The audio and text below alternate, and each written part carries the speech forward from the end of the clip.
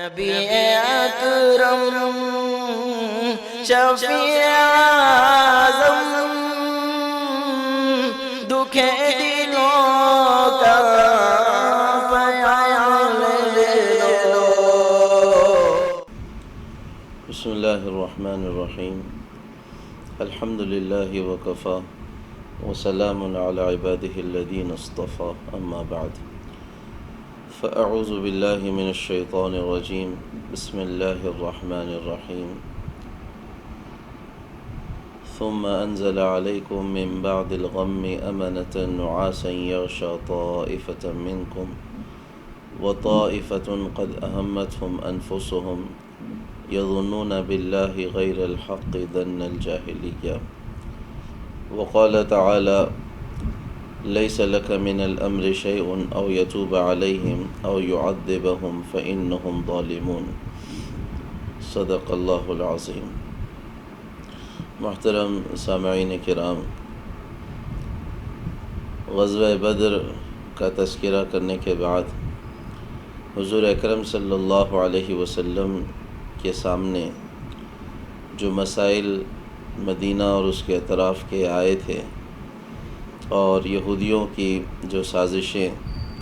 مسلسل اور لگاتار چل رہی تھیں، ہم نے اس کا تذکرہ کیا تھا کہ غزوہ بنو قینقاع کا واقعہ پیش آیا اور ایسے ہی اندرونی اعتبار سے حضور اکرم صلی اللہ علیہ وسلم پر جو کچھ حالات سامنے آئے ان ڈاکوؤں اور بدوؤں کی طرف سے اس کا بھی تذکرہ کیا۔ حضور اکرم صلی اللہ علیہ وسلم کو بدر کی کامیابی ملنے کے بعد ایسا نہیں تھا کہ آپ صلی اللہ علیہ وسلم کے دشمن اب چپ بیٹھ گئے ہوں، بلکہ انہوں نے حضور اکرم صلی اللہ علیہ وسلم کے خلاف اپنی سازشیں اور اپنی کوششیں اور تیز تر کر دی تھیں، یہاں تک کہ حضور اکرم صلی اللہ علیہ وسلم کے قتل کا منصوبہ حرم کے اندر بیٹھ کر صفوان بن امیہ اور عمیر بن وہب جمحی نے متعین کیا تھا، جو بڑا مشہور واقعہ ہے کہ عمیر ابن وہب نے اور صفوان نے آپس میں بات چیت حتیم میں کی تھی اور انہوں نے اس بات پر اتفاق کیا تھا کہ یہ سارا کا سارا معاملہ جو ہوا ہے اور جو کچھ نقصانات ہمارے بدر کی لڑائی میں ہوئے ہیں، ہمارے سرداروں کا قتل ہوا ہے، اس کی وجہ محمد صلی اللہ علیہ وسلم ہے، کیوں نہ انہی کا قصہ تمام کر دیا جائے۔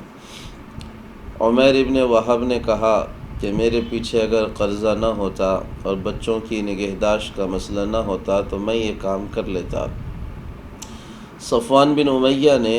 عمیر ابن وہب سے کہا کہ اگر میں تمہارا قرضہ ادا کر دوں اور اگر میں تمہارے بچوں کا خرچ تمہارے بعد اٹھانے کی ذمہ داری لے لوں تو کیا تم یہ کر سکتے ہو کہ کسی طرح سے محمد صلی اللہ علیہ وسلم کو قتل کر دو؟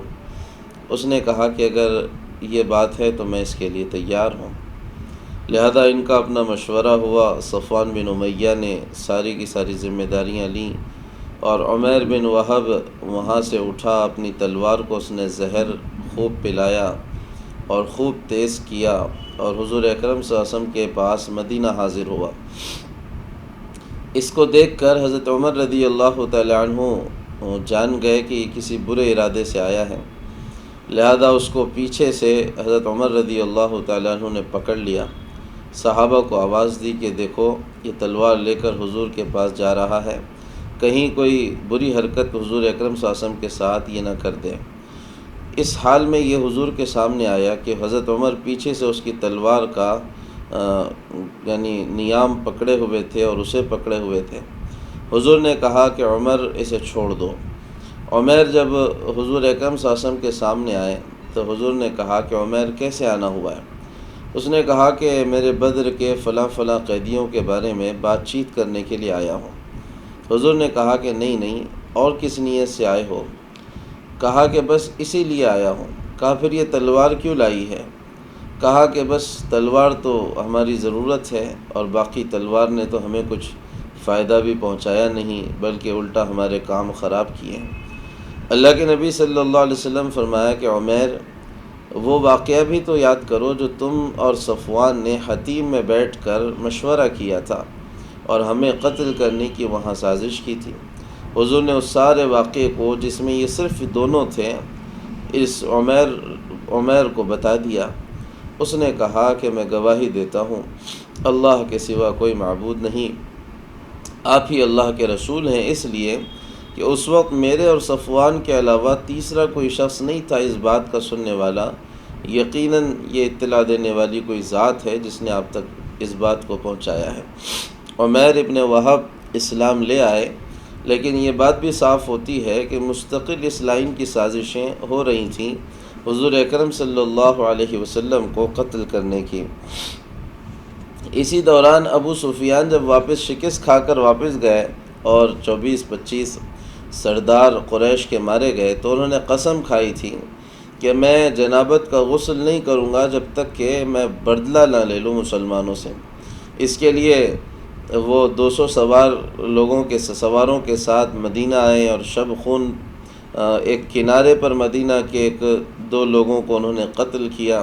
اور واپس جانے لگے تو حضور نے ان کا تعاقب کیا، تو جو کچھ سامان اور توشہ تھا،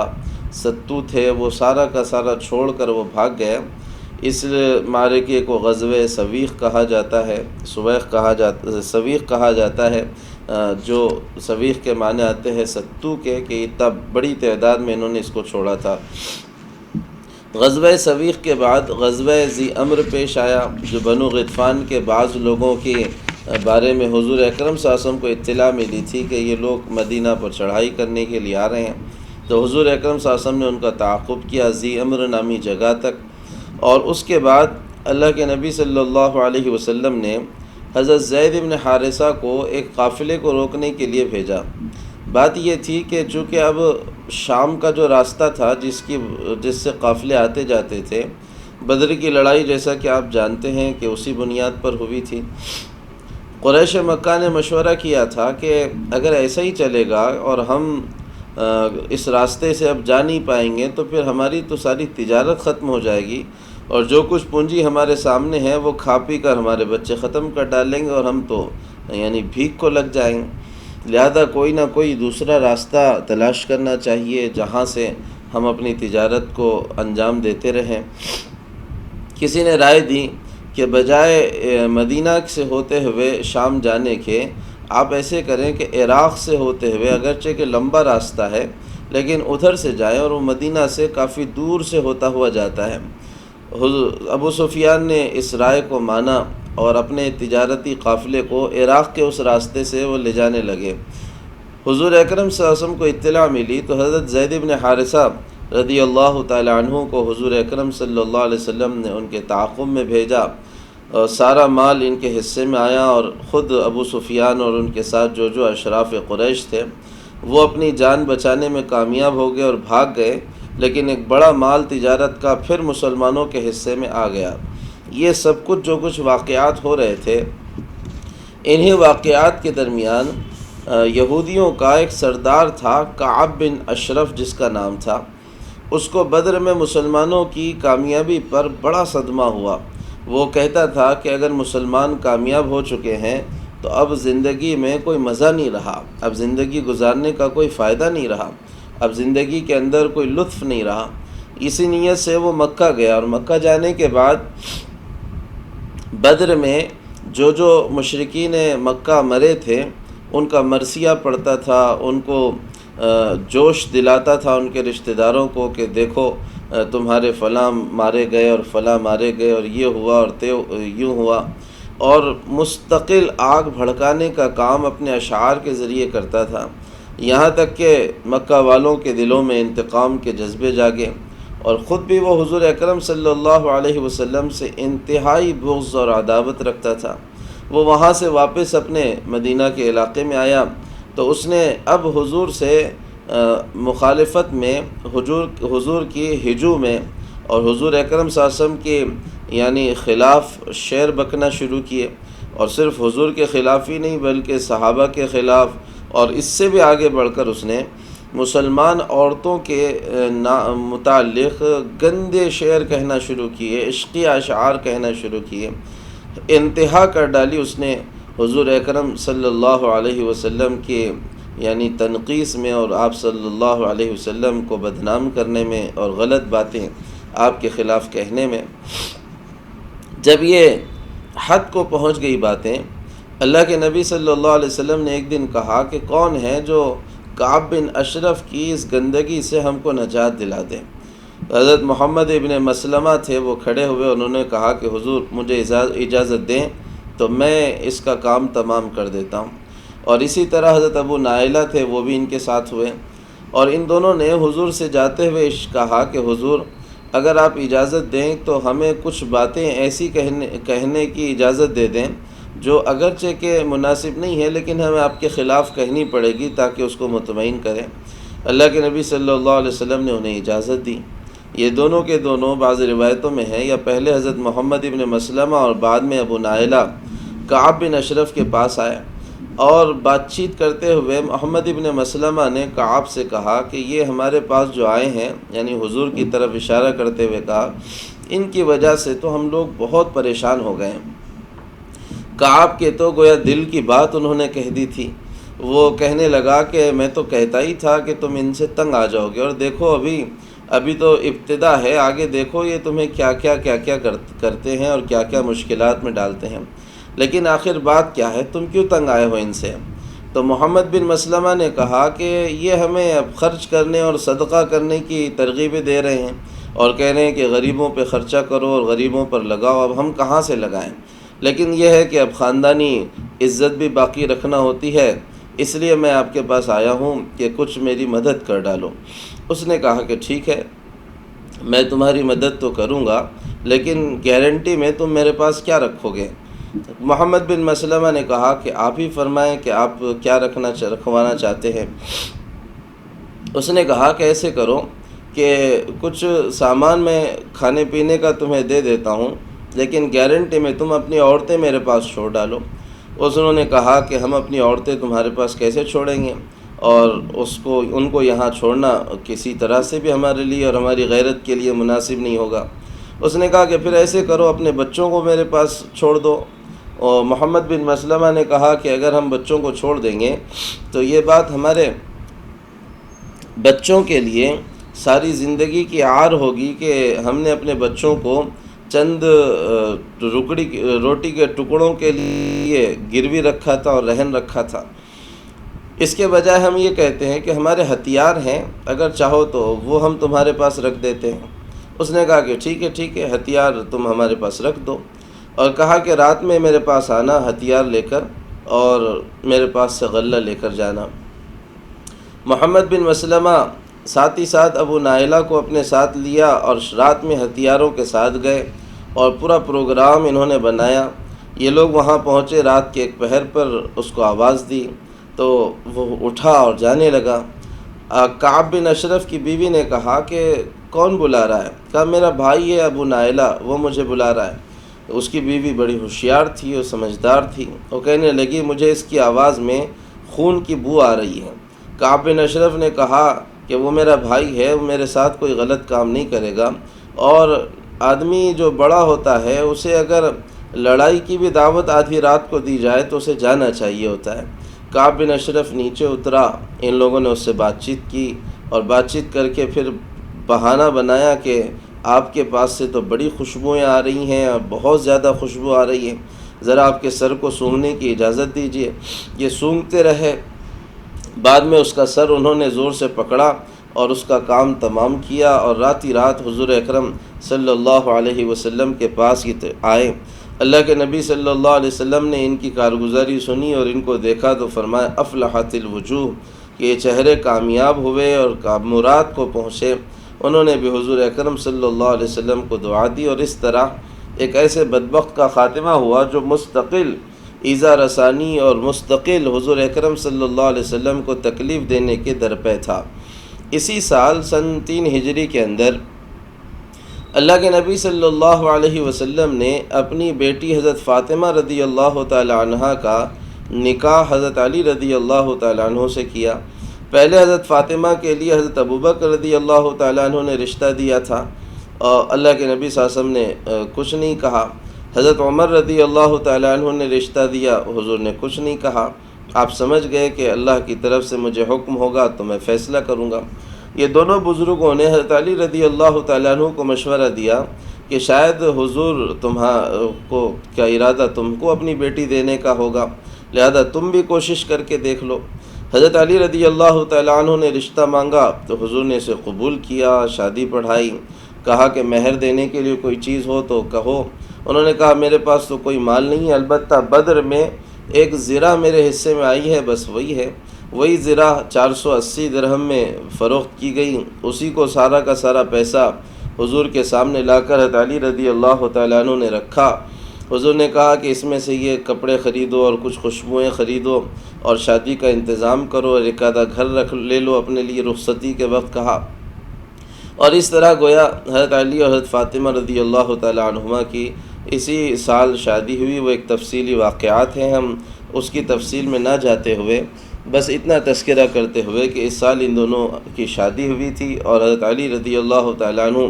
حضور اکرم صلی اللہ علیہ وسلم کے داماد بنے۔ دوسری طرف ان سارے واقعات کے بعد اور عراق کے راستے سے جو قافلہ جا رہا تھا اس کے لٹ جانے کے بعد قریش کی تو حالت انتہائی خراب ہو گئی تھی اور ان کا انتقام کا جذبہ وہ اپنی انتہا کو پہنچا ہوا تھا، لہذا انہوں نے کہا کہ ہمیں اپنے بدر کے مقتولین کا بدلہ لینا چاہیے، اور ایک ہوا چلی۔ ابو سفیان نے اس میں بڑا کردار ادا کیا، شاعروں کو انہوں نے ماحول سازی کے لیے تیار کیا کہ وہ علاقے علاقے جائیں مکہ کے اطراف اور گاؤں گاؤں جا کر اپنے اشعار کے ذریعے سے جنگ کی آگ بھڑکائیں اور ایک بڑا مجمع حضور اکرم صلی اللہ علیہ وسلم کے خلاف تیار کروائیں۔ لہذا یہ ماحول بنایا۔ وہ جو قافلہ بچا کر مکہ پہنچا تھا اس کا سارا مال دارالندوہ میں جمع تھا۔ قریش کے سارے سردار جمع ہوئے، انہوں نے کہا کہ ہمارے بڑے بڑے سردار کام آئے ہیں بدر کی لڑائی میں، لہٰذا یہ طے کرو کہ اس کا جو اصل سرمایہ ہے وہ تو جس کا ہے اس کو دے دیا جائے، لیکن جو نفع کا مال ہے وہ سارا کا سارا مال محمد صلی اللہ علیہ وسلم کے خلاف جنگ میں استعمال کیا جائے۔ سب نے اس کی تائید کی، کہا ٹھیک ہے ہم اس کے لیے تیار ہیں، اور اطراف کے علاقوں میں جنگ کا گویا بگل بجا دیا گیا تھا، لہذا لوگ جمع ہونا شروع ہوئے، اور جمع ہوتے ہوتے خوب ایک بڑی تعداد جس کی جو 3000 افراد پر مشتمل تھی، ایک لشکر تیار ہوا جن کے ساتھ 3000 اونٹ تھے، 200 گھوڑے تھے، اور انہوں نے یہ بھی طے کیا کہ اب کہ ہم اپنے ساتھ اپنی عورتوں کو لے جائیں گے جو اشعار پڑھ کر ہمیں ایک طرف جوش اور ہمت دلائیں گی، تو دوسری طرف جب عورتیں پیچھے ہوں گی تو ہمیں غیرت بھی رہے گی کہ ہم کس طرح ان کو چھوڑ کر بھاگیں، اور ان کی عفت و عصمت کی بھی اگر ہم نے حفاظت نہ کی تو پھر یہ ہمارے لیے عار کی بات ہوگی۔ لہذا 15 عورتیں انہوں نے اپنے ساتھ اشعار گانے والی اور جوش دلانے والی عورتیں انہوں نے ساتھ میں لیں، اور مکہ سے مدینہ کا قصد کر کے 3000 کا لشکر پھر سے ایک دوسرے حملے کی تیاری کے ساتھ مکہ سے نکلا۔ حضرت عباس رضی اللہ تعالیٰ عنہ مکہ ہی میں تھے، قید ہو کر آئے تھے اور بعد میں فدیے کے ذریعے سے چھوڑ دیے گئے تھے، حضور اکرم صلی اللہ علیہ وسلم کی خاص التفات پر چھوڑ دیے گئے تھے، اور اللہ کے نبی صلی اللہ علیہ وسلم نے حضرت عباس اگرچہ کہ روایتوں میں ملتا ہے کہ انہوں نے ایمان لا لیا تھا، لیکن حضور نے ان کو مکہ میں رکھا تھا خاص اس کام کے لیے کہ وہ جاسوسی وہاں کی کریں اور وہاں کی اطلاعیں حضور اکرم صلی اللہ علیہ وسلم کو پہنچاتے رہیں۔ جیسے ہی یہ لشکر مکہ سے نکلا، انہوں نے ایک قاصد کو حضور اکرم صلی اللہ علیہ وسلم کو اطلاع دینے کے لیے بھیجا۔ 3 دن میں وہ بہت تیز رفتاری کے ساتھ حضور تک پہنچا، اور اس نے حضور اکرم صلی اللہ علیہ وسلم کو اطلاع دی کہ اتنی فوج ہے اور اتنی تیاریاں ہیں اور ایسے عورتیں ہیں، ان کے ساتھ یہ لشکر آ رہا ہے۔ مکہ سے یہ لشکر چلا اور چل کر 6 شوال کو، رمضان میں یہ چلا، اور 6 شوال کو جمعہ کے دن صبح صبح یہ لشکر مدینہ کے بالکل احد کے پہاڑ کی طرف اس نے یعنی قیام کیا، ایک طرف ایک اونٹ کے اندر۔ اللہ کے نبی صلی اللہ علیہ وسلم کو اس کی اطلاع ہوئی۔ اللہ کے نبی صلی اللہ علیہ وسلم اس دوران چونکہ مدینہ میں پہلے ہی اطلاع ہو چکی تھی، لہذا مدینہ کی حفاظت کے لیے دستے تعینات تھے۔ اب جب معلوم ہوا کہ لشکر آ چکا ہے اور بالکل مکہ کے مدینہ کے سرے پر کھڑا ہوا ہے، شمالی جانب جو ہے تو مدینہ سے وہ کھڑا ہوا ہے، اللہ کے نبی صلی اللہ علیہ وسلم نے جمعہ سے پہلے مشورے کے لیے صحابہ کو بلایا۔ صحابہ کرام رضی اللہ تعالیٰ عنہم اجمعین جمع ہوئے تو حضور نے کہا کہ میں نے خواب دیکھا ہے۔ خواب یہ دیکھا ہے کہ میں نے دیکھا کہ میں ایک مضبوط جگہ پر ہوں اور ایک گائے ہے جو ذبح کی جا رہی ہے، اور پھر فرمایا کہ میری تلوار ہے جو پڑی ہے تو پہلی وار میں کچھ اس کا سرا ٹوٹا ہے، اور اس کے بعد پھر وہ نکلی ہے تو اور زیادہ چمکدار اور مضبوط ہو گئی، اور میں نے اپنے آپ کو ایک مضبوط جگہ پر دیکھا۔ صحابہ کرام رضی اللہ عنہ اجمعین نے فرمایا کہ اس کی تعبیر کیا ہے؟ فرمایا اس کی تعبیر یہ ہے کہ مضبوط جگہ سے مراد یہ ہے کہ مدینہ ہے، کہ مدینہ کی حفاظت ہوگی، اور گائے کے قتل ہونے سے مراد اور تلوار کے سامنے کے حصے کے ٹوٹنے سے مراد یہ ہے کہ میرے صحابہ کی ایک جماعت شاید اس لڑائی میں شہید ہوگی۔ اب یہ کہو کہ کیا کرنا ہے اور کیا رائے ہے؟ جو صحابہ بدر کی لڑائی میں شریک نہیں ہو سکے تھے، ان کے جذبات انتہا کو تھے، وہ شوق شہادت میں اپنے جذبات پر قابو نہیں رکھ پا رہے تھے۔ ان کا ارادہ یہ تھا کہ حضور مدینہ سے باہر نکلیں اور مقابلہ کیا جائے، لیکن کچھ صحابہ تھے جو سنجیدہ تھے، انہوں نے رائے دی کہ مدینہ میں ہی رہ کر لڑائی ہونی چاہیے۔ اس لڑائی کے موقع پر، اس مشورے کے موقع پر عبداللہ ابن ابی جو منافقوں کا سردار تھا، اس سے رائے لی گئی۔ اس نے کہا کہ ہم نے یہ دیکھا ہے، تاریخ بتاتی ہے مدینہ کی، کہ جب کبھی مدینہ میں رہ کر لڑائی لڑی گئی ہے تو مدینہ والوں کو کامیابی ملی ہے، اور جب کبھی مدینہ سے باہر نکل کر لڑائی لڑی گئی ہے مدینہ والوں کو شکست ہوئی ہے۔ لیکن دوسری طرف جوان صحابہ اور عام صحابہ کا جذبہ انتہا کو تھا۔ حضرت حمزہ رضی اللہ تعالیٰ عنہ نے تو قسم کھا لی، کہا خدا کی قسم ہے میں تو مدینہ کے باہر نکل کر ان سے لڑائی لڑوں گا۔ اور عام صحابہ کا بھی بہت زیادہ اصرار تھا کہ حضور بس باہر نکلنے دیں اور اپنے یعنی بہادری کے جذبات ہمیں دکھانے دیں، اور شہادت کا جو شوق ہمارے دلوں میں رہ کر کروٹیں لے رہا ہے، اس شوق سے اور اس سعادت سے ہمیں محروم نہ کریں۔ بہرحال یہ مشورے جب حضور اکرم صلی اللہ علیہ وسلم کے سامنے آتے چلے گئے اور جمعہ کا وقت قریب آیا تو اللہ کے نبی صلی اللہ علیہ وسلم نے صحابہ کرام کو جمعہ کی نماز پڑھائی، اور نماز کے بعد کہا کہ تیاری کر لیں اور دیہات کے جو مسلمان ہیں ان کو بھی مدینہ جمع ہونے کا حکم دے دیں۔ جمعہ کے بعد سے عصر کی نماز تک اطراف کے بھی لوگ آ گئے، گھروں پر لوگ جا کر تیار ہو کر بھی آ گئے، اور خود حضور اکرم صلی اللہ علیہ وسلم اپنے گھر میں گئے، اور جانے کے بعد اللہ کے نبی صلی اللہ علیہ وسلم نے خود بھی جنگی لباس پہنا، ایک زرہ اندر پہنی اور اس کے اوپر دوسری زرہ پہنی، سر پہ خود لگایا، تلوار اپنی کمر بند سے لگا کر جب باہر نکلے تو بعض صحابہ کو اس بات کا احساس ہوا کہ مشورے میں ہم نے بلا وجہ اصرار کیا اور حضور اکرم صلی اللہ علیہ وسلم کو کھلا اسپیس نہیں دیا، کھلا موقع نہیں دیا اپنا فیصلہ کرنے کے لیے، بلکہ ہم کہتے رہے بار بار اور اصرار کرتے رہے کہ حضور اکرم صلی اللہ علیہ وسلم باہر ہی نکلے اور باہر ہی نکل کر یہ جنگ ہونی چاہیے۔ لہذا وہ صحابہ کرام آئے اسید بن حضیر رضی اللہ تعالیٰ عنہ کے ساتھ، اور آ کر انہوں نے کہا کہ حضور ہمارے نوجوانوں سے تھوڑی سی غلطی ہوئی ہے کہ ہم نے آپ کو کھلا موقع نہیں دیا فیصلہ کرنے کا،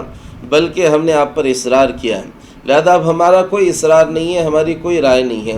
آپ جو فیصلہ کر دیں گے، اگر آپ کو کہنا ہے کہ مدینہ میں ٹھہر کر ہم لڑائی لڑیں گے تو ہم اس کے لیے بھی تیار ہیں، اور اگر آپ کہیں کہ مدینہ کے باہر چلنا ہے تو ہم اس کے لیے بھی تیار ہیں، جو غلطی ہم سے وہاں ہوئی ہے ہم اس کے لیے نادم ہیں۔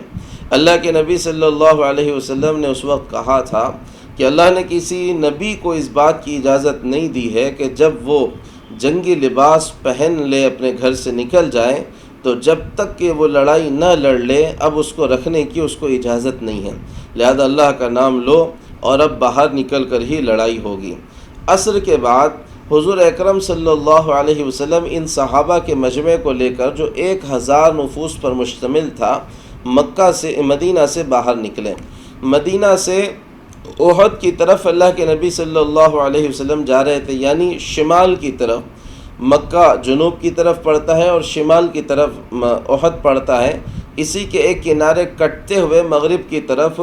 مغرب اور شمال کے درمیانی حصے میں مشرکین کا لشکر ٹھہرا ہوا تھا۔ تو اللہ کے نبی صلی اللہ علیہ وسلم مدینہ سے چلے اور احد سے پہلے ایک اور مقام تھا جس کا نام شیخین تھا، وہاں اللہ کے نبی صلی اللہ علیہ وسلم نے قیام کیا، رکے، اور وہاں رکنے کے بعد اپنے سارے لشکر کا جائزہ لیا۔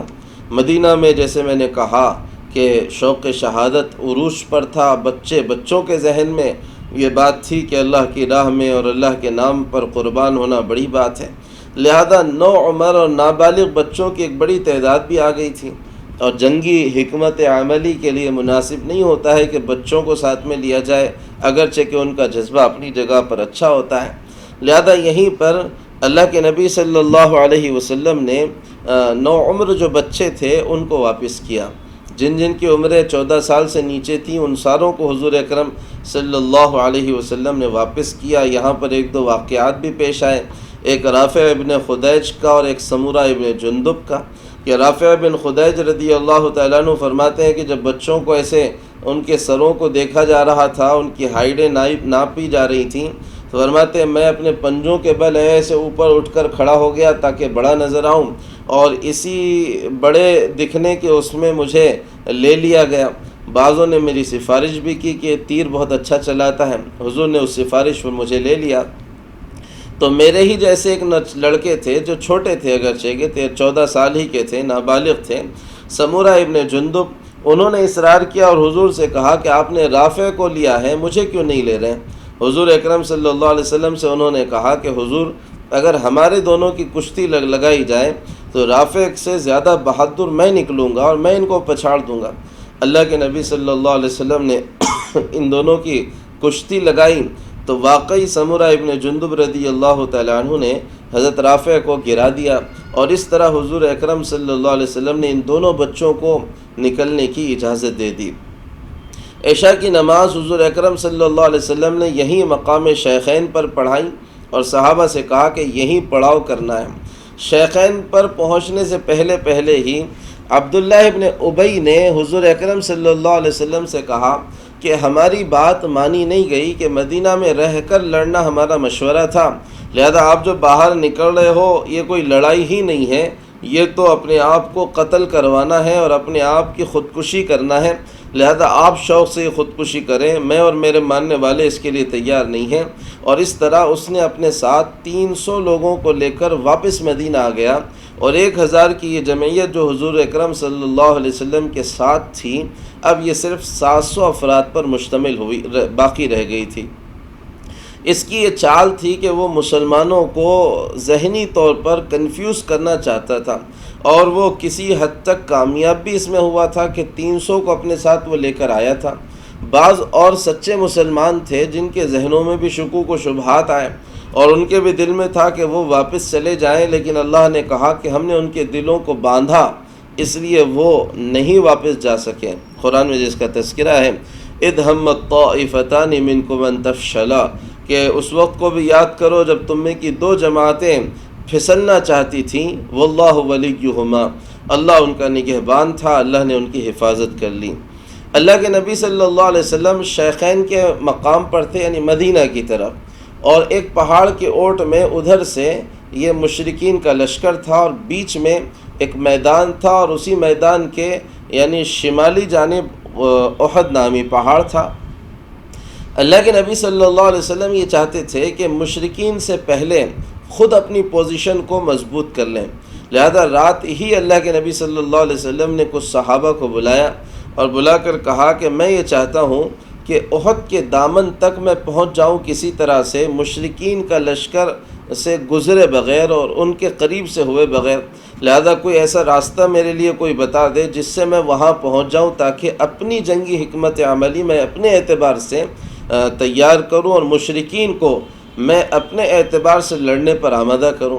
کچھ صحابہ نے کہا کہ ہمیں یہ باغات کا راستہ معلوم ہے، ہم باغات سے آپ کو لے کر جا سکتے ہیں، لہذا رات ہی رات اللہ کے نبی صلی اللہ علیہ وسلم نے صحابہ کو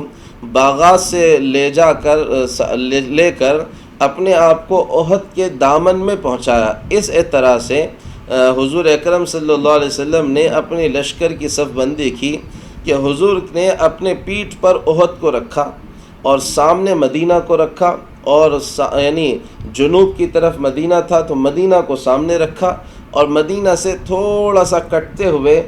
مغرب اور شمال کے درمیان کے حصے میں گویا یہ لشکر تھا مشرکین کا، احدی پہاڑ کے پاس وہ وہاں پر ٹھہرا ہوا تھا، اور اسی کے قریب حضور اکرم صلی اللہ علیہ وسلم کے جنوبی سمت کے اندر ایک چھوٹا سا ٹیلہ تھا، جہاں سے ڈر تھا کہ کٹ کر کوئی پیچھے سے حضور اکرم صلی اللہ علیہ وسلم پر حملہ کر دیں، لہذا اللہ کے نبی صلی اللہ علیہ وسلم نے اپنی پوزیشن رات ہی رات مضبوط کر لی، اور اس طرح 7 شوال کو ہفتے کے دن سنیچر کے دن جب صبح ہوئی تو مشرکین کے سامنے یہ معاملہ تھا کہ حضور اکرم صلی اللہ علیہ وسلم رات ہی رات اپنی صف بندی کر چکے تھے اور اپنے اعتبار سے لشکر کو ترتیب دے چکے تھے۔ اللہ کے نبی صلی اللہ علیہ وسلم نے صبح ہونے کے بعد صف بندیاں کی، میمنہ اور میسرہ یعنی رائٹ آرمی اور لیفٹ آرمی جو تھی آپ صلی اللہ علیہ وسلم کی، اور جو بیک جو سپورٹ تھا اس پر صحابہ کرام رضی اللہ عنہم مجمعین کو متعین کیا، تیر اندازوں کو متعین کیا، اور اسی کے ساتھ ساتھ جہاں سے ڈر تھا کہ پیچھے سے حملہ ہو سکتا ہے، لڑ کر جب ہم آگے نکلیں گے تو یہ ایک راستہ ہے جس سے پیچھے سے آ کر حملہ ہو سکتا ہے مسلمانوں پر، بس یہی ایک جگہ تھی جس کو جبل رومات کہا جاتا تھا، اور اس زمانے میں وادی قنات کہا جاتا تھا، اور اب اس کو جبل رومات کہتے ہیں۔ تو اس جگہ پر، اس پہاڑی پر حضرت جبیر بن عبداللہ ابن جبیر کے ساتھ اللہ کے نبی صلی اللہ علیہ وسلم نے 50 تیر اندازوں کو کہا کہ وہاں کھڑے ہونا، اور سخت تاکید کی کہ دیکھو، اگر تم دیکھو کہ ہم شکست کھا گئے نیچے، اور تم دیکھو کہ ہمارے جسموں کو گد اٹھا کر لے جا رہے ہیں، تب بھی نیچے مت اترنا، اور اگر دیکھو کہ ہمیں فتح ہو گئی ہے اور مال غنیمت زمین پہ پڑا ہوا ہے، تب بھی نیچے مت اترنا، جب تک میں نہ کہوں اس ٹیلے کو مت چھوڑنا۔ انہوں نے کہا اچھی بات ہے۔ بہرحال حضور اکرم صلی اللہ علیہ وسلم نے یہ ساری ترتیب دی، صحابہ کو جوش دلایا، اللہ سے دعائیں کی، اور لڑائی اور معرکہ اپنے یعنی نقطۂ صفر کی طرف اب گویا جا رہا تھا، اور پھر وہی عربوں کے قدیم دستور کے اعتبار سے ایک کے مبارزت کا جو نظام تھا وہ شروع ہوا۔ طلحہ ابن ابی طلحہ تھا جو پہلا ایندھن بنا مشرکین کی طرف سے لڑائی کا، وہ آگے بڑھا اور اس نے دعوت مبارزت دی، اور حضرت زبیر رضی اللہ تعالیٰ عنہ نے اس کا کام تمام کیا۔ اس کے بعد دوسرا اور تیسرا اور چوتھا اور پانچواں، 9-10 بڑے بڑے لوگ اسی طرح مسلمانوں کے ہاتھ مارے جاتے رہے، اور دوسری طرف پھر گھمسان کا رن شروع ہوا۔ سارا کا سارا میدان جو تھا وہ پورے جوش و خروش کے ساتھ لڑائی میں مصروف تھا، اور ہر طرف یعنی رائٹ طرف بھی اور لیفٹ طرف بھی اور بیچ میں بھی چاروں طرف گھمسان کا رن پڑا ہوا تھا۔ تیر انداز جو جبل رومات پر کھڑے ہوئے تھے وہ بھی اپنا کام برابر کرتے چلے جا رہے تھے، اور حضور کے صحابہ بھی اپنی جانثاری کے عجیب و غریب یعنی مثالیں پیش کرتے چلے جا رہے تھے۔ اسی لشکر کو ترتیب دینے اور ترغیب کے وقت ایک واقعہ پیش آیا تھا۔ اللہ کے نبی صلی اللہ علیہ وسلم کے پاس ایک تلوار تھی۔ اللہ کے نبی صلی اللہ علیہ وسلم فرمایا کہ یہ میری تلوار ہے، کون اسے لے گا؟ سارے صحابہ کھڑے ہوئے۔ پھر حضور نے کہا کہ یہ تلوار لے کر کون اس کا حق ادا کر دے گا؟ تو سب خاموش رہے۔ حضور اکرم صلی اللہ علیہ وسلم نے یہ تلوار حضرت ابو دجانہ رضی اللہ تعالیٰ عنہ کو دی۔ انہوں نے جب یہ تلوار لی تو فرماتے ہیں کہ بس میدان میں آیا تو سرخ سیاہ عمامہ اپنے سر پر میں نے باندھا، اور پھر اس تلوار کو لیا اور کہا کہ آج حضور کی تلوار کا حق ادا کرنے کا دن ہے۔ بس اس کے بعد جو میں کھستا چلا گیا تو کشتوں کے پشت گراتا چلا گیا، اور لڑتے لڑتے میں یہاں تک آگے چلا گیا تھا کہ مشرکین نے جو عورتیں اپنے ساتھ لائی تھیں میں وہاں تک پہنچ گیا۔ مجھے نظر نہیں آیا کہ سامنے عورت ہے یا آدمی ہے، میں نے اپنی تلوار اٹھا کر بالکل اس کے سر پہ ہی رکھ دی تھی تو زنانہ آواز نکلی، اور زنانہ آواز بچاؤ کے الفاظ جب نکلے تو میں نے اس سر پر اس تلوار کو یہ سوچ کر روک دیا کہ یہ حضور اکرم صلی اللہ علیہ وسلم کی تلوار ہے، اس سے کسی عورت کو مارا جانا مناسب نہیں ہے۔ اور جب میں نے اس کو چھوڑا تو مجھے معلوم ہوا اور میں نے دیکھا کہ وہ ابو سفیان کی بیوی ہندہ تھی جس نے حضرت حمزہ کا کلیجہ چبایا تھا، لیکن میں نے حضور کی تلوار کی رعایت میں اس کو چھوڑ دیا کہ حضور کی تلوار کسی عورت پر اٹھے یہ مناسب نہیں لگتا۔ اور اسی پر بعض صحابہ نے کہا تھا کہ واقعی ابو دجانہ نے اس تلوار کا حق ادا کیا تھا۔ لڑائی اپنے اس زور و شور پہ تھی، لیکن اور قریش مستقل چالیں چلتے چلے جا رہے تھے۔ بعض یعنی تاریخ نگاروں نے یہ بات بھی لکھی ہے، اور حقیقت بھی ہر جگہ ساری سیرت نگاروں نے لکھا ہے کہ لڑائی سے پہلے قریش نے کچھ چالیں چلیں۔ پہلی چال ابو سفیان نے یہ چلی کہ ایک خط انصار کو لکھا، اور انصار کو لکھ کر کہا کہ دیکھو ہماری اور تمہاری تو کوئی دشمنی ہے نہیں، ہم تو محمد اور قریشیوں کو مارنے کے لیے آئے ہیں، لہذا تم بیچ میں سے ہٹ جاؤ، ہم ان سے لڑ لیتے ہیں، تمہارا ہم نقصان نہیں کریں گے۔ انصار نے دو ٹوک جواب دیا کہ وہ ہم سے ہیں اور ہم ان سے ہیں۔ ایک اور شخص تھا ابو عامر فاسق، مدینہ میں قبیلہ اوس کا یہ سردار تھا۔ حضور اکرم صلی اللہ علیہ وسلم کے نبوت کی جب اطلاع ملی اور حضور جب مدینہ آئے تو حضور سے بغض و عداوت کے نتیجے میں یہ مکہ چلا گیا، اور یہ مکہ سے ان لوگوں کے ساتھ آیا تھا، اور مشرکین سے کہتا تھا کہ جب میں لڑائی کے وقت سامنے آ کر اپنے قبیلہ اوس کو آواز دوں گا تو قبیلہ اوس مجھے دیکھ کر لڑائی سے پیچھے ہٹ جائے گا۔ یہ آگے بڑھا اور اس نے کہا کہ اے قبیلہ اوس کے لوگوں، میں ابو عامر ہوں۔ قبیلہ اوس کے لوگوں نے دو ٹوک جواب دیا، اللہ تیری آنکھوں پر اور تیرے جسم پر لعنت بھیجے، تو عامر نہیں تو فاسق ہے، اور تو راہب نہیں ہے بلکہ فاسق اور بدکار ہے۔ اس جملے کو سن کر اس نے کہا کہ میرے غیر حاضری میں تو محمد نے میری قاری قوم کو ہی بگاڑ دیا ہے، اس کا ذہن ہی بدل دیا ہے۔ بہرحال یہ لڑائی چلتی رہی۔ لڑائی کے اندر حضرت ایک جبیر بن مطعم تھے جن کے چچا تھے طعیمہ ابن عدی۔ طعیمہ ابن عدی بدر کی لڑائی میں مارا گیا تھا، اور اس کا بھتیجا تھا جبیر بن مطعم، اور اسی کا ایک غلام تھا جس کا نام تھا وحشی۔ تو وحشی کو جبیر بن مطعم اس لیے ساتھ لایا تھا کہ چاہتا تھا کہ طعیمہ کو حمزہ نے مارا ہے لہذا اس کا بدلہ لے، اور وحشی سے کہا تھا کہ اگر تو نے حمزہ کو مار ڈالا تو میں تجھے آزاد کر دوں گا۔ وحشی خود فرماتے ہیں کہ مجھے کسی کی لڑائی سے کوئی سروکار نہیں تھا، میرے سامنے میری آزادی تھی اور میں بس اسی آزادی کے لیے نکلا تھا، لہذا میں ایک پہاڑ اور ایک پتھر کی اوٹ میں بیٹھا اور میں دیکھ رہا تھا کہ حمزہ رضی اللہ تعالیٰ عنہ کشتوں کے پشتے الٹتے چلے جا رہے ہیں، اور جس صف میں گھستے ہیں بس وہاں پر مقابلوں کی قبر بناتے چلے جاتے ہیں اور ان کو نیچے گراتے چلے جاتے ہیں۔ میں بس طاق میں نشان لگا کر تھا کہ وہ میرے سامنے سے گزرے اور میں ان پر نیزہ ماروں۔ کہنے لگے کہ مجھے وقت ملا اور حضرت حمزہ رضی اللہ تعالیٰ عنہ بس ادھر سے گزرے ایک مشرک کے مقابل سے لڑتے لڑتے اور میرے نشانے پر آئے۔ میں نے تاک کر جو نیزہ مارا تو پیچھے سے ان کی ناف سے گھس کر وہ سامنے نکل گیا، اور تھوڑی دیر وہ میری طرف آگے بڑھے، اور جب وہ مجھے دیکھ رہے تھے تو بس مجھے یوں لگ رہا تھا کہ اب وہ مجھے مار ڈالیں گے، لیکن وہ ضرب اتنی کاری اور شدید تھی کہ وہ اس کو برداشت نہ کر سکے اور نیچے گرے اور زخمی ہو گئے، اور یہاں تک کہ ان کی شہادت ہو گئی۔ اسی موقع پر ایک صحابی اور تھے جن کا نام تھا حضرت حنظلہ رضی اللہ تعالیٰ عنہ۔ عجیب بات ہے، جس ابو عامر فاسق کا ہم نے ابھی ذکر کیا تھا کہ وہ حضور کی عداوت اور دشمنی میں مکہ چلا گیا تھا اور ابھی مکہ والوں کے ساتھ آیا تھا، حضرت حنظلہ رضی اللہ تعالیٰ عنہ اسی ابو عامر کے بیٹے تھے۔ ان کا معاملہ یہ تھا کہ بس ایک ہی دن گزرا تھا ان کی شادی ہو کر، اور یہ اپنے آپ کو معذور بھی گویا سمجھ رہے تھے کہ ابھی شادی ہوئی ہے، لہذا رات انہوں نے مدینہ میں ہی گزاری تھی۔ صبح جب یہ اس حال میں تھے کہ ابھی ناپاک تھے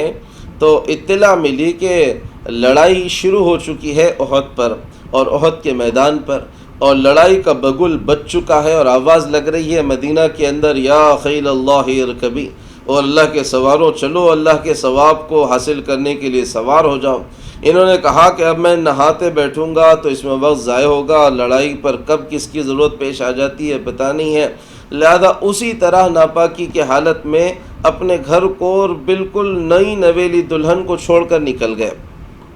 لڑتے رہے یہاں تک کہ وہ بھی شہید ہو گئے، اور شہید ہونے کے بعد ان کی بھی نعش وہاں سے غائب ہو گئی۔ روایت میں آتا ہے کہ غائب ہوئی۔ حضور اکرم صلی اللہ علیہ وسلم نے تلاش کروائی تو دیکھا کہ ایک اونچائی پر ان کی نعش رکھی ہوئی ہے اور اس سے پانی کے قطرے ٹپک رہے ہیں، تو حضور نے کہا کہ ان کی بیوی سے پوچھو کہ کیا ماجرا ہے، کیونکہ میں دیکھ رہا ہوں فرشتوں نے انہیں غسل دیا ہے۔ تو اہلیہ نے کہا کہ ایسی حالت میں نکلے تھے، اللہ کے نبی صلی اللہ علیہ وسلم نے ان کی اس جانثاری اور ان کی اس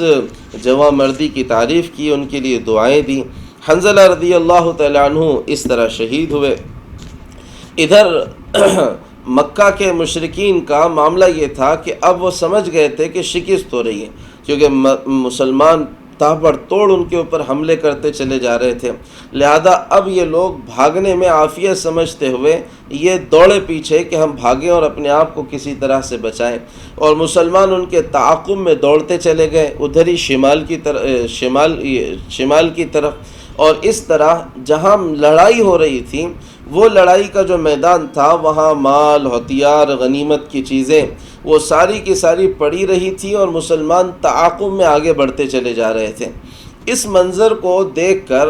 جس پہاڑی پر حضور نے 50 سواروں کو تعینات کیا تھا، ان میں سے کچھ لوگوں نے کہا کہ بھئی فتح ہو چکی ہے، شکست ہو چکی ہے مشرکین کو اور وہ بھاگ رہے ہیں، لہذا یہ جو مال غنیمت پڑا ہوا ہے اس کو بھی اٹھانا ایک کام ہے، لہذا یہ ہم کرنے کے لیے اترتے ہیں۔ عبداللہ ابن جبیر رضی اللہ تعالیٰ عنہ نے کہا کہ دیکھو حضور اکرم صلی اللہ علیہ وسلم کی سخت تاکید تھی کہ کسی حال میں یہاں سے مت ہٹنا، لہذا میں تو تمہیں کہتا ہوں میں تمہارا امیر ہوں، یہاں سے کسی حال میں نہ ہٹو۔ لیکن یہ لوگ نہ مانے، بحث کی، اور آخر کار 50 میں سے 40 لوگ نیچے اتر گئے اور مال غنیمت سمیٹنے میں لگ گئے۔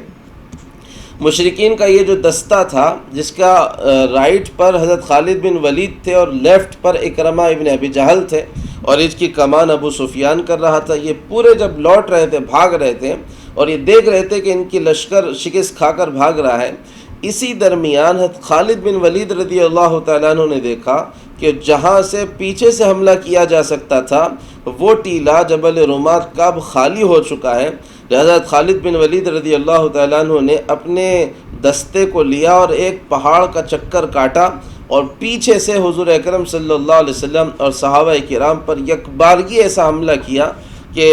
دو طرف سے اب گویا صحابہ کرام نرغے میں تھے مشرکین کے۔ پیچھے سے سامنے جو بھاگ رہے تھے ان کو جب پتہ چلا کہ خالد بن ولید نے پیچھے سے حملہ کیا تو وہ ادھر سے پلٹ گئے، اور ادھر سے پیچھے سے خالد بن ولید کا دستہ مسلمانوں کے اوپر حملہ کر چکا تھا، اور اس طرح مشرکین کے دوہرے لشکر کے درمیان بیچ میں صحابہ کرام اور مسلمان آ چکے تھے۔ اب صورتحال جو تھی وہ بالکل بگڑ چکی تھی۔ ادھر جو 10 صحابہ باقی رہ گئے تھے اس ٹیلے پر، وہ کسی قدر انہوں نے مزاحمت کی حضرت خالد بن ولید سے، لیکن عبداللہ ابن جبیر کے ساتھ کے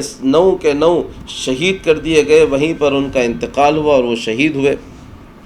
خالد بن ولید رضی اللہ تعالیٰ عنہ جو بعد میں اسلام لائے، ان کے حملے کی وجہ سے اب صورتحال انتہائی بگڑ چکی تھی۔ بگڑنے کی صورتحال جو تھی اب تھوڑا سا سمجھنے کی چیز ہے کہ بڑا مسلمانوں کا جتھا چونکہ فتح دیکھ چکا تھا اس لیے آگے بڑھ گیا تھا۔ حضور اکرم صلی اللہ علیہ وسلم احد کے دامن میں تھے، اور احد کے دامن میں حضور کے ساتھ صرف 9 صحابہ تھے، اس کے علاوہ اور کوئی حضور اکرم صلی اللہ علیہ وسلم کے ساتھ اس وقت نہیں تھا۔ ادھر سے مشرکین پلٹ گئے تھے اور ادھر سے خالد بن ولید رضی اللہ تعالیٰ عنہ حملہ کر چکے تھے۔ اس دوران معاملہ یہ تھا کہ انتہائی خطرناک پوزیشن اور حالت بن گئی تھی۔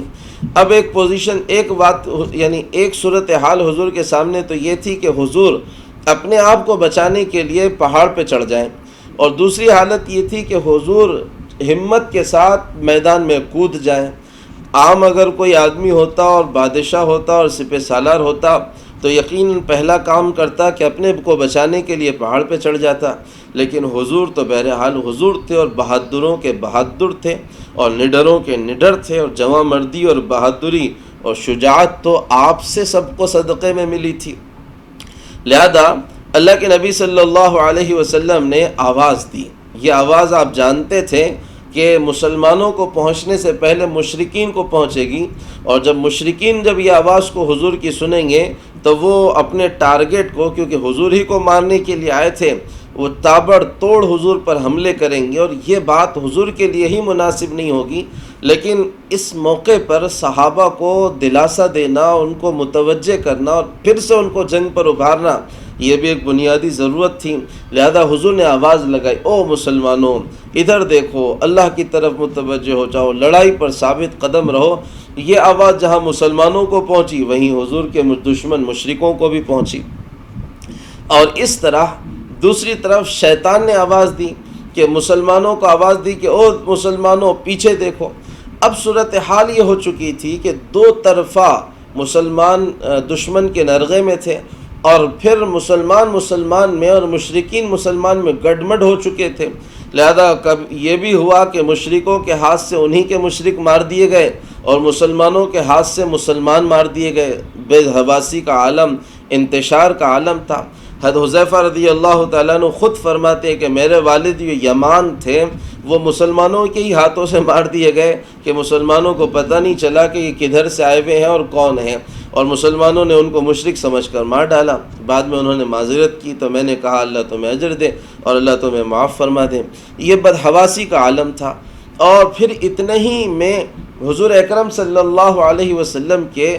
قتل کی اور حضور کے شہید ہونے کی افواہ بھی پھیلی، اور اس افواہ نے جو کام کرنا تھا بہرحال کیا۔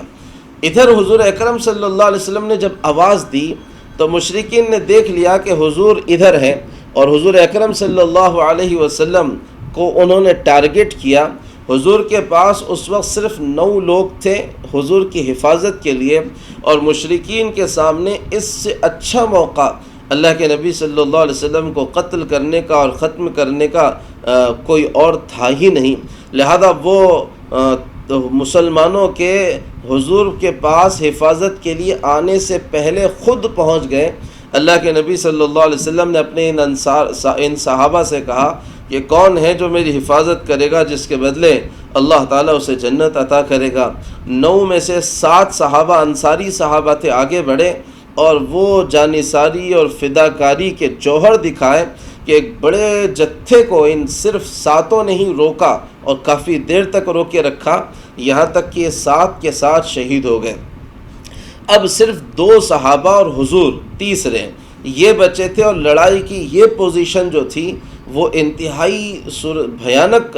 رخ اختیار کر چکی تھی کہ سارے مشرکین حضور پر ٹوٹ پڑے تھے، اور حضور کے اطراف صرف 2 صحابہ تھے آپ کی حفاظت کے لیے۔ یہ جو موقع تھا پوری احد کی لڑائی کے اندر سب سے زیادہ نازک ترین اور سب سے زیادہ یعنی مشکل ترین مرحلہ تھا۔ یہاں پر حضرت طلحہ رضی اللہ تعالیٰ عنہ اور سعد ابن ابی وقاص یہ 2 صحابی بچے تھے۔ طلحہ رضی اللہ تعالیٰ عنہ نے وہ جان نثاری کے جوہر دکھائے۔ یہ صحابہ فرماتے ہیں خدا کی قسم احد کا دن تو سارا کا سارا طلحہ کی نظر ہو گیا۔ 70 سے زیادہ زخم ان کے ہاتھ پر ان کے جسم پر آئے تھے، اور ان کا ہاتھ شل ہو گیا حضور اکرم صلی اللہ علیہ وسلم کی حفاظت میں۔ لیکن 2 آدمی ایک آدمی کی حفاظت کریں کوئی بڑا معاملہ نہیں تھا، اسی لیے عتبہ ابن ابی وقاص جو سعد ابن ابی وقاص کے بھائی تھے اور مشرکین کی طرف سے آئے تھے،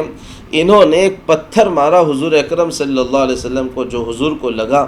آپ کے یعنی منہ پر لگا، اور جس کی وجہ سے حضور کا ایک دانت رباعی دانت، ہمارے جو چہرے یہ منہ کے دانت ہوتے ہیں تو 2 دانت جو سامنے بڑے ہوتے ہیں اور اسی کے نیچے 2 چھوٹے دانت ہوتے ہیں، اس کے بازو کا جو دانت ہوتا ہے یہ رباعی کہلاتا ہے دانتوں کی زبان میں، یعنی دانتوں کے ناموں کے اعتبار سے۔ اور اس کے بعد ایک یعنی کچلی والا دانت ہوتا ہے جو نوکدار ہوتا ہے۔ تو یہ جو بیچ کے 2 دانت ہیں اور جو نوکدار دانت ہے اس کے بیچ والا دانت تھا اس دانت پر وہ پتھر لگا تھا اور وہ دندان مبارک شہید ہوا تھا نیجے کا حضور اکرم صلی اللہ علیہ وسلم کا، اور اسی کی وجہ سے اسی مار پر حضور اپنے پہلو کے بل گرے تھے، پھر حضور اٹھے۔ عبداللہ ابن شہاب الزہری تھا، اس نے حضور اکرم صلی اللہ علیہ وسلم پر ایک پتھر مارا تو وہ حضور اکرم صلی اللہ علیہ وسلم کی پیشانی مبارک پر لگا اور حضور زخمی ہوئے۔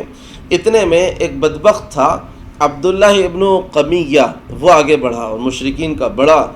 یعنی طاقتور پہلوان تھا۔ اس نے اپنی تلوار حضور اکرم صلی اللہ علیہ وسلم کے کاندھے پر ماری اور وہ تلوار حضور کے جو کاندھے پہ لگی،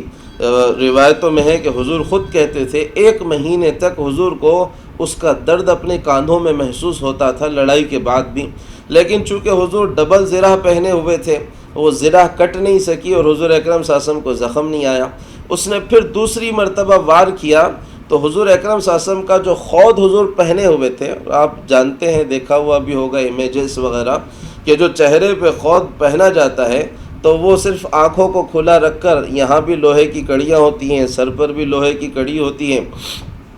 اس نے دوسرا جو وار کیا وہ وار آپ کے چہرے پر تھا تو آنکھ کے نیچے کی جو یہ ہڈی ہوتی ہے اس ہڈی پر وہ وار لگا، جس کی وجہ سے خود کے 2 کڑے حضور اکرم صلی اللہ علیہ وسلم کے چہرے میں اندر گھس گئے اس مار کی وجہ سے، اور اللہ کے نبی صلی اللہ علیہ وسلم 2 زروں کا بوجھ اور یہ زخم لگنے کی وجہ سے پہلو کے بل گرے۔ وہیں پر یہ ابو عامر فاسق نے پیچھے کی سمت میں چھپ کر کچھ گڑھے بنائے تھے تاکہ ایسی پوزیشن کوئی بنے اور یہ پیچھے ہٹیں تو ان گڑھوں میں مسلمان گریں، تو اللہ کے نبی صلی اللہ علیہ وسلم چونکہ پیچھے ہٹ چکے تھے کافی، لہذا ایک گڑھے پر حضور کا پیر گیا تو اس میں حضور اکرم صلی اللہ علیہ وسلم یعنی تھڑام سے نیچے گرے اور چکرا کر نیچے گر گئے۔ اللہ کے نبی صلی اللہ علیہ وسلم کا بس یہ گرنا تھا، ادھر حضرت مصعب بن عمیر رضی اللہ تعالیٰ عنہ جو حضور کے بالکل یعنی مشابہ تھے چہرے اور حلیے کے اندر، عبداللہ ابن قمیہ نے ادھر حضور جب گرے تو وہ دوسری طرف حضرت مصعب بن عمیر کی طرف متوجہ ہوا اور حضور اس منظر سے غائب ہوئے کہ صحابہ جب تک آ چکے تھے اب اور انہوں نے حضور کو گھیرے میں لے لیا تھا۔ مصعب بن عمیر کو دیکھ کر عبداللہ ابن قمیہ نے یہ سمجھا کہ یہی حضور ہیں، لہذا وہ مصعب بن عمیر پر حملے کے لیے اس نے اٹیک کیا۔ حضرت مصعب بن عمیر کے پاس جھنڈا تھا مسلمانوں کا، اس نے ایک ہاتھ پر وار کیا، وہ گرا اور دوسرا ہاتھ کٹا اور اس کے بعد انہوں نے اپنے پہلوؤں سے اس کو سنبھالا، بالآخر حضرت مصعب بن عمیر بھی گرے اور شہید ہو گئے۔ اس بات کو یہ سمجھ کر کہ حضور شہید ہو گئے، ایک افواہ سارے میدان میں چلی کہ حضور شہید ہو گئے، حضور شہید ہو گئے۔ حضور اکرم صلی اللہ علیہ وسلم کی اس شہادت کی اطلاع نے دوہرا اثر دونوں مجموعوں پہ کیا تھا۔ ایک طرف مسلمانوں پر یہ اثر ہوا تھا کہ مسلمان الگ الگ خیالات کے اندر پڑ گئے تھے، اور مشرکین کا جو زور تھا لڑائی کا وہ کسی قدر کم ہو گیا تھا کہ وہ سمجھ گئے کہ ہم کو جس کو مارنا تھا ہم نے اس کو مار دیا ہے، لہذا اب زیادہ ہم کو لڑائی کرنے کی ضرورت نہیں ہے۔ لیکن مسلمانوں کی جو صورتحال تھی، بعض مسلمان روتے پیٹتے بیٹھ گئے کہ اب حضور شہید ہو گئے تو ہم کیا کریں، بعض مسلمان دوڑ کر بھاگ گئے کہ اپنے آپ ہی کو بچا لیں، بعضوں کے ذہنوں میں تھا کہ عبداللہ ابن ابی کو جا کر کہیں کہ وہ آ کر مصالحت کرا دے مسلمانوں اور مشرکین کے درمیان، اور بعض جانصار وہ تھے جن کے دل میں یہ تھا کہ اگر حضور نہیں ہے تو ہمیں بھی زندہ رہ کر اب کیا کرنا ہے، اور زندگی اب حضور کے بغیر گزارنے میں مزہ ہی کیا ہے۔ اسی لیے انس بن نضر رضی اللہ تعالیٰ عنہ کا واقعہ ملتا ہے کہ وہ ایسی ایک جماعت پر سے جو سر نیچے جھکا کر روتے بیٹھی ہوئی تھی، حضرت انس جب گزرے ان سے کہا کہ کیا کر رہے ہو، انہوں نے کہا کہ حضور شہید ہو چکے ہیں، اب ہم کیا کریں۔ تو انس بن نضر رضی اللہ تعالیٰ عنہ نے کہا تھا کہ اگر حضور شہید ہو گئے ہیں تو کیا ہوا، اللہ کے نبی کا دین تو زندہ ہے، اور اگر حضور شہید ہو گئے تو پھر اب زندگی میں مزہ بھی کیا ہے، اٹھو، جس کام کے لیے حضور نے اپنی جان قربان کر دی ہے تم بھی اسی کام کے لیے اپنی جانیں قربان کرو۔ سعد ابن ربیع رضی اللہ تعالیٰ عنہ انہیں نظر آئے تو حضرت انس رضی اللہ تعالیٰ عنہ نے کہا کہ اے سعد، خدا کی قسم مجھے تو جنت کی خوشبو احد پہاڑ کے دامن سے آ رہی ہے۔ انس بن نضر رضی اللہ تعالیٰ عنہ نے پھر وہ جواں مردی کے جوہر دکھائے کہ آخر کار جان اپنی اللہ کے سپرد پیش کر دی اور شہید ہو گئے۔ ادھر اللہ کے نبی صلی اللہ علیہ وسلم کی صورتحال جو کچھ تھی، اللہ کے نبی صلی اللہ علیہ وسلم کہہ رہے تھے، کیف یفلح قوم ولو وجہ نبی کی، کہ وہ قوم کیسے ہدایت پا سکتی ہے جس نے اپنے نبی کو خون میں لت پت کر دیا ہے اور جس نے اپنی نبی کو زخمی کر دیا ہے۔ فوراً وحی آئی حضور اکرم صلی اللہ علیہ وسلم پر کہ آپ کے شان کے مناسب نہیں ہے کہ آپ ان کو بد دعا دیں اور اس طرح کی بات کریں، لہذا اللہ کے نبی صلی اللہ علیہ وسلم نے فوراً متوجہ ہو کر دعا کی، اللہم اہد قومی فإنہم لا یعلمون، اے اللہ میری قوم کو ہدایت دے، انہیں علم نہیں ہے اس لیے انہوں نے اپنے نبی کے ساتھ یہ سب کچھ کیا ہے۔ اب کس طرح حضور اکرم صلی اللہ علیہ وسلم اس لڑائی سے بچے اور کس طرح حضور اکرم صلی اللہ علیہ وسلم کی حفاظت ہوئی، اور پھر صورتحال مدینہ کی کیا بنی، اور مدینہ کس طرح اس مسلمانوں کی شکست کے باوجود محفوظ رہا، اس کا تذکرہ انشاءاللہ ہم کل کریں گے۔ اللہم صلی علی سیدنا محمد وعلی آل سیدنا محمد وبارک وسلم۔ اللہم انت السلام ومنک السلام، تبارکت ربنا وتعالیت یا ذا الجلال والاکرام۔ اللہم انا نستغفرک ونتوب الیک، ربنا آتنا فی الدنیا حسنہ وفی الآخرة حسنة وقنا عذاب النار۔ اللہم اغفر لموتانا واشفر لمرضانا یا ارحم الراحمین، وصلی اللہ علی النبی الکریم، الحمد للہ رب العالمین۔